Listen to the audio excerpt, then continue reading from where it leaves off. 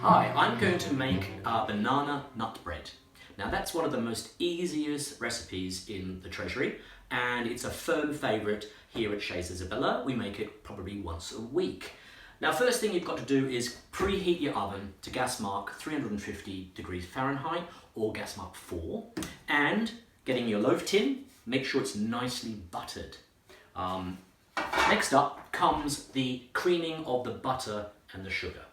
Now the recipe says half a cup of butter, and that's around about 115 grams. I take it out of the fridge a lot earlier so that it's at room temperature, because it really makes it a lot creamier and a lot easier to work with than when it's cold. So that goes into your bowl. And then we have the sugar.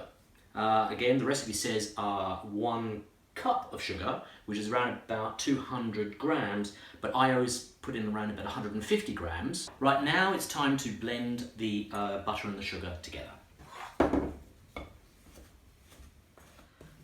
Right, that's looking nice and creamy, almost good enough to eat. Right, now it's time to beat the eggs. Now, like the butter, I take these out of the fridge a couple of hours earlier and leave them to rest until room temperature.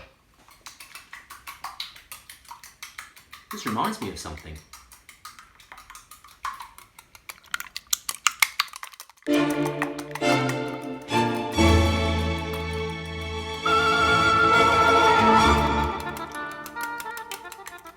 Right, that looks good, and in it goes.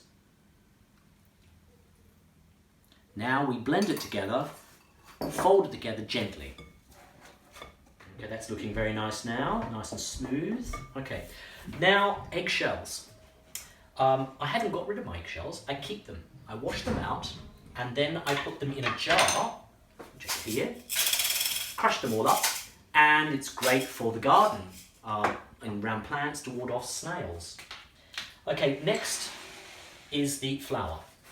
The recipe calls for 2 cups of flour, sifted, and then you add into it some salt, half a teaspoon, and then some baking powder. It is actually 1 teaspoon of baking powder. Unfortunately, it's not Dr. Price's baking powder. Right, and now what you do is you gently fold the flour mixture into the egg mixture. Right, that's looking very nice now. Right, time for the bananas. The riper, the better. The recipe calls for 1 cup, but in fact, I've used up to like 3-4 bananas. It doesn't really matter because it always still tastes great. Time for the mashing. Now, I don't mash them too harsh. I leave them a bit chunky, and it seems to work.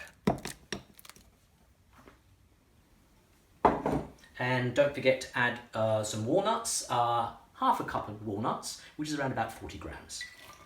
And then fold it all gently through. Okay, now it's time to spoon the batter into your loaf tin.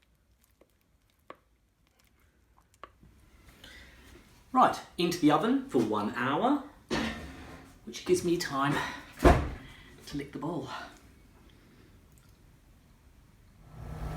Okay, it's time for the great reveal. Of course, I've got dressed for the occasion because we always get dressed up when we have coffee and cake here.